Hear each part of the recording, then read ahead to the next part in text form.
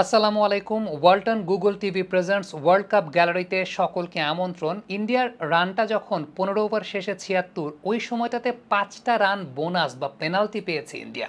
এটা নিয়ে কিন্তু অনেক কথাবার্তা হচ্ছিল যে কেন ইন্ডিয়া 5টা রান বোনাস পেয়েছে। ইভেন এই 5 রান বোনাস পাওয়াতে ডেফিনেটলি ইন্ডিয়ার জন্য জয়টা আরও অনেক বেশি মাত্রায় সহজ হয়ে গেছে। টু বি ভেরি অনেস্ট, আমার কাছে এই ম্যাচের টার্নিং পয়েন্ট আসলে মনে হয়েছে যে ক্যাচটা সূর্যকুমার যাদবের ছেড়েছিলেন সৌরভ নেত্রবালকর। বাট এই 5টা রান পাওয়াতে একটা এক্সট্রা অ্যাডভান্টেজ তো ইন্ডিয়া অবশ্যই পেয়েছে। এখন কেন 5 রান বোনাস ইন্ডিয়া পেয়েছে তার পেছনে কারণটা হচ্ছে বর্তমান সময়ে অর্থাৎ 2023 সাল থেকে আইসিসির যে নিয়মটা, প্রত্যেক ওভারের পর ঘড়ির কাঁটা কিন্তু ঘোরা শুরু হয়ে যায়। অর্থাৎ 60 সেকেন্ডের মতো সময়, 1 মিনিটের মতো সময়, এই 1 মিনিটের মধ্যেই পরবর্তী ওভারটা শুরু করতে হয়।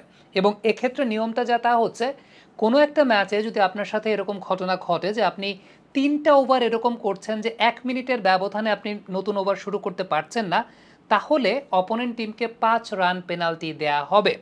ইউএসের এই ইনিংসে যে বিষয়টা দেখা গেছে যে ইউএসের বোলাররা, যেহেতু আমরা একটা বিষয় খেয়াল করেছি, এই পার্টিকুলার ইনিংসে কিন্তু কোনো স্পিনার বোলিং করেন নাই, সব পেস বোলাররা বোলিং করেছেন।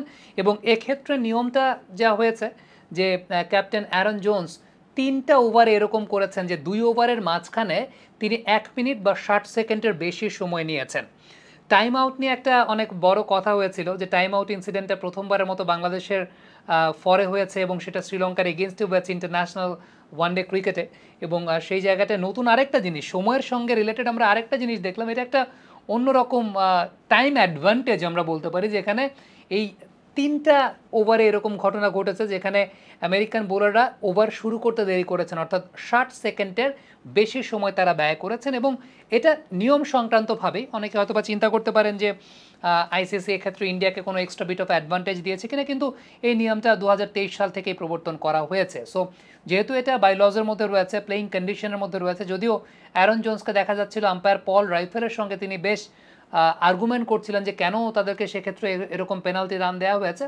বাট দ্য ফ্যাক্ট ইজ এক্ষেত্রে ইট ওয়াজ কমপ্লিটলি লিগাল এবং লজিক্যালি এক্ষেত্রে 5টা রান পেনাল্টি পেয়েছে ইন্ডিয়া।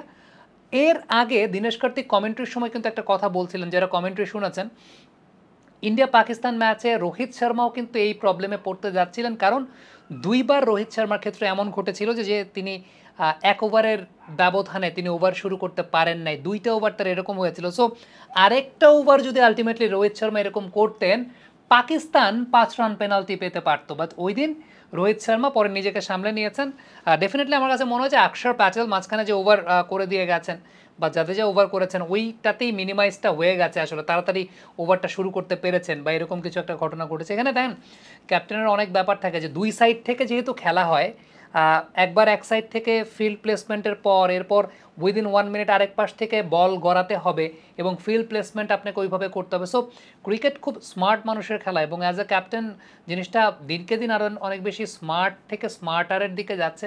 সো এই জায়গাটা খুব ইম্পর্টেন্ট যে ক্যাপ্টেন যিনি থাকেন, আপনারা যারা লোকাল লেভেলে ক্রিকেট খেলছেন কিংবা ঢাকা লিগ খেলছেন, ক্যাপ্টেনদের জন্য বা প্লেয়ারদের জন্য এটা খুব ইম্পর্টেন্ট যে আপনি একটা পার্টিকুলার ওভারে যে জায়গাটায় ফিল্ডিং করছেন, আরেক ওভারে যে জায়গাটায় ফিল্ডিং করছেন, এই যে জিনিসগুলো আগে থেকে হোমওয়ার্ক করে নেয়, চক আউট করে নেয়, এবং যখন মাল্টিপল ওভার্স যাওয়ার পর আপনি আবার ওই সাইড থেকে ফিল্ডিং করছেন, এগুলোকে কিন্তু মাথায় রাখতে হয়। সো এই জায়গাটা আমার কাছে মনে হয় যে আমেরিকা সামহাও ধরা খেয়ে গেছে এবং 5টা রান তাদেরকে বোনাস ইন্ডিয়াকে দিতে হয়েছে। সো এটা আইসিসি নিয়মের মধ্যেই হয়েছে, এই জায়গায় নিয়মের ব্যতিক্রম কোনো কিছু ঘটে নাই। কমেন্ট বক্সে আপনাদের মন্তব্য মতামত জানতে চাই, আপনারা কী মনে করছেন?